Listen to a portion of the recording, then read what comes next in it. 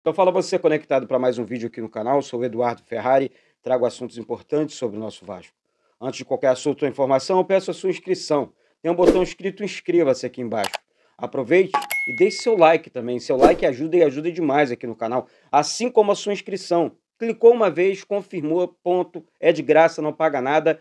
Acione o sino de notificações para receber todos os vídeos aqui do canal Vasco Connection, tá certo?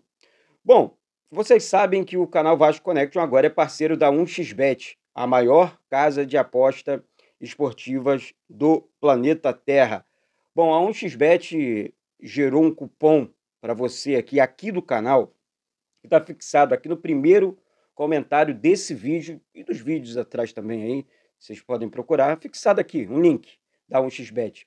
Se inscreve na 1xBet utilizando esse cupom aqui do canal, para que você possa dobrar as suas chances de ganho, né? Ganhar uma farpela extra, lá, um dinheirinho extra lá na 1xBet, maneiro. Eu gosto de fazer a minha fezinha e eu me dou bem fazendo essas apostas, sempre com muita responsabilidade. Utilizando o cupom aqui, 50 vira 100, 100 vira 200 e assim vai embora, beleza?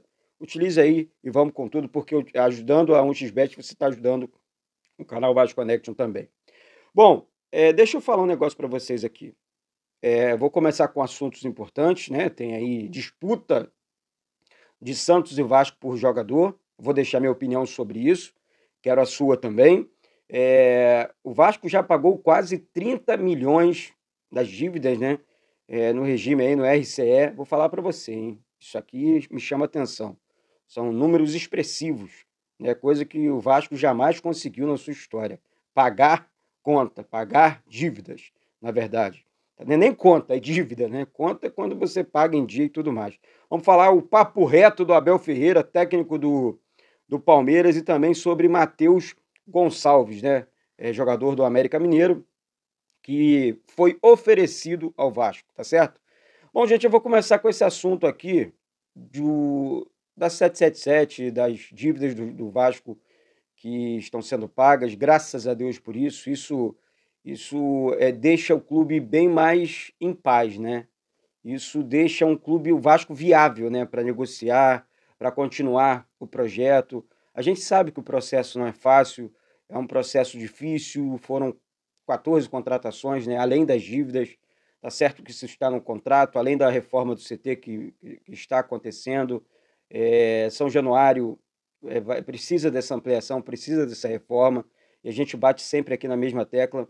E eu vou falar a verdade para vocês aqui, sempre não fosse essa, infelizmente, essa é a nossa dura realidade hoje. Não fosse a SAF hoje do Vasco aí, no período de 3 anos só, né? Mas para quitar toda a dívida do Vasco, né, que ultrapassa 700 milhões, não fosse a SAF, eu não sei o que seria do Vasco, não. Esse ano, nem sei se estaríamos aí na Série A do Campeonato Brasileiro. Essa é que é a grande realidade. O Vasco estava realmente, enfim, respirando por aparelhos. Tá certo? Então, 30 milhões foram pagos aí em pouco tempo, um curto espaço de tempo, coisa que jamais aconteceu na história do clube também. Tá certo? Bom, Santos e Vasco estariam disputando aí o meio-campo, né? O volante Bruno Prachedes. Bom, gente, eu vou deixar minha opinião sobre isso, sendo muito reto. Primeiro, que o Vasco não tem que disputar jogador com o Santos, né? O Santos é um clube hoje, realmente, com todo respeito à instituição do Santos, mas um clube que vive debaixo, né, enfim, está muito combalido financeiramente falando. Então, a situação do Vasco hoje é de bater o pau na mesa e contratar o jogador. Se o Vasco quiser, mas é um jogador que não me enche os olhos, não, cara. O Abel Braga gosta dele e tal, mas não é um jogador que me enche. Ah, pô, talvez seja para repor, por conta, né, do De Luca, que veio. O De Luca, gente, não veio comprado pro Vasco. Ele veio por empréstimo e com opção de compra. O Vasco tem opção de, ó, não quero mais no final do ano, tá? Após o contrato. Não quero mais, obrigado pelos serviços prestados e tudo mais, coisas do futebol. Agora, o Praxedes aqui é um jogador realmente que eu acho que eu esperaria aqui, nesse caso, tá? Eu esperaria a janela do meio do ano, tá? Porque volantes igual o Praxedes nós temos no elenco. Ou você contrata um acima da média, ou você espera a janela do meio do ano, que é quando abre a janela da Europa, e contrata um jogador acima da média. Então, assim, eu tô deixando aqui a minha opinião sobre esse jogador. É um jogador bom, mas que, pô, o Vasco tem no elenco. Então, assim, não vejo essa, assim, essa necessidade de você contratar um volante hoje, nesse momento. O Vasco não, investiria no ataque, né? O camisa 10 desse Água Santa, acho que valeria a aposta, né? Valeria a pena fazer uma aposta em cima desse jogador. O Vasco precisa demais de um jogador de meio campo, o Vasco não tem, o Vasco não contratou ainda, e o Vasco tem que ir atrás a todo momento, né? Então, assim, eu tô, eu tô realmente nessa, nessa bola cruzada aí de, pô, ó, gente, vamos contratar, vamos prestar atenção, olha o planejamento, vai ter cobrança, a torcida tá bolada com isso, fica atento, sabe? Falar sobre o técnico Maurício Barbieri agora, que deixou ontem na Vasco TV uma frase que me chamou muita atenção.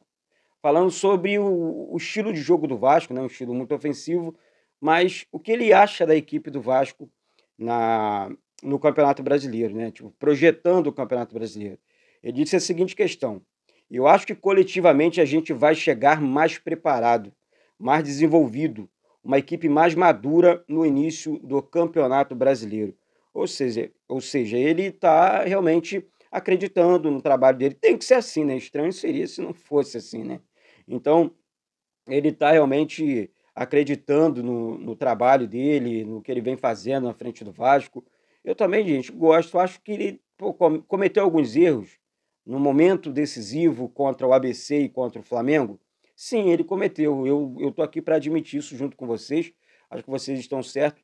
Mas o cara está no início de projeto de, assim, de uma reformulação total do elenco do Vasco, né? E confesso para você, não é fácil, não com nenhum clube, né? Nenhum clube que fez esse trabalho, nem Palmeiras, nem Flamengo, nem Atlético Mineiro, passaram, quer dizer, tiveram paz nesses momentos. Realmente foram momentos decisivos e o papo de montar uma equipe para voltar uma competição internacional, que é a questão do Vasco, na minha opinião, o Vasco volta para a Libertadores ano que vem, conta e conta demais.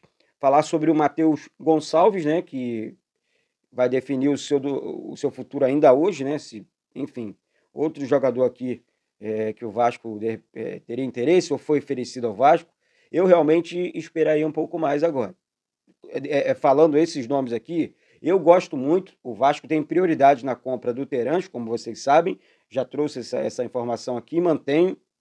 Agora, sobre esses outros jogadores, sobre as apostas, eu seguraria um pouco mais. Temos o Figueiredo, Gabriel Peck, Eric Marcos, Ignaldo, os meninos que precisam amadurecer. Então você precisa de um atacante mais robusto, você precisa de um meio-campo robusto para você dar experiência para essa molecada que joga no Vasco ontem.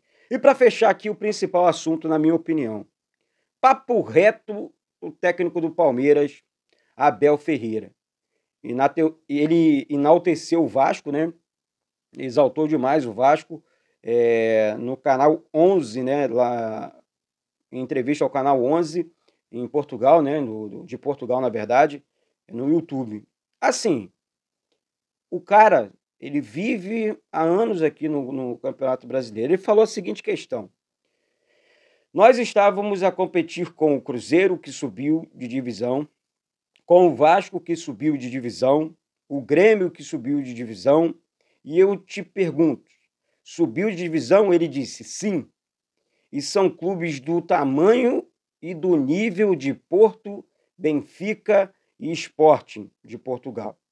Ou seja, ele sabe, né? Ele sabe. Eu acho muito legal isso do Abel Ferreira, é um cara que eu gosto muito do trabalho, não tem como não gostar do trabalho do técnico Abel Ferreira do Palmeiras, né? Não tem como não admirar, né? Um cara que é realmente trabalhador, inteligente, tem uma estratégia muito boa, ideias de jogo, e a gente tem que reconhecer, e é claro, e o Palmeiras condiciona ele, entrega jogadores, né? E foi assim desde o início, quando ele chegou lá do PAOK, né? Que, enfim, ele foi treinador do PAOK, na verdade ele foi auxiliar, né? Depois daquele Ricardo Sapinto que trabalhou no Vasco. Então, assim, pra vocês terem noção, hein, gente?